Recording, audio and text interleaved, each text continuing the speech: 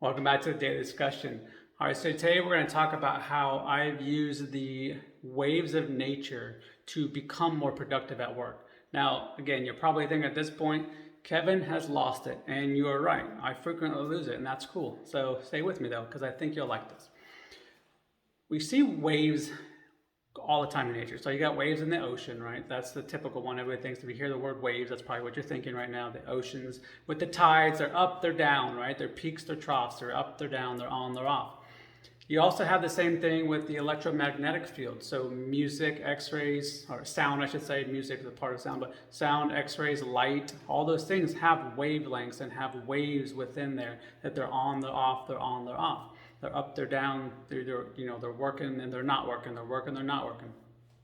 Your heart's on a wave, right? So it's bump, bump, bump, bump, bump, bump. So it's sending, receiving, sending, receiving. Radio, radar works the same way. It's got to send, then receive, send, to receive. So we have these natural cycles and waves that we use in nature and we use to live.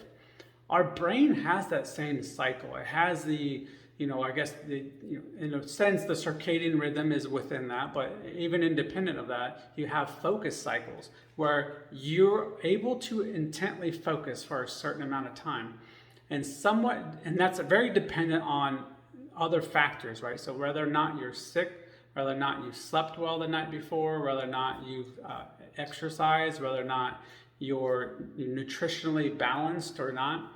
So there's several factors that kind of go into that, and it wanes from day to day. I know for me it changes pretty dramatically. There's sometimes where I can only focus and stay intent on something for 20 to 30 minutes at a time. And there's other days where I can go 60 to 120 minutes pretty easily and then not get distracted. And as I start to notice the little things, right? You have to pay attention to the little things. If I start misreading things too many times, or have to start noticing I'm happening to read the same paragraph 2, 3, 4 times, it's time to take a break.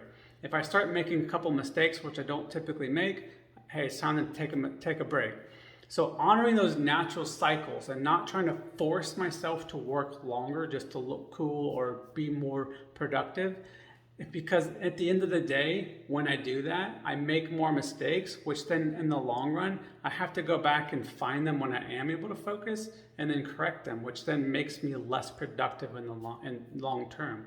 So by honoring those natural cycles, by using less time if I have to be more intent, then I can be more productive in the long run. So let me know if that resonates with you and if there's a better way to explain it. And if you've ever noticed that you're able to use these cycles to get better and more productive too.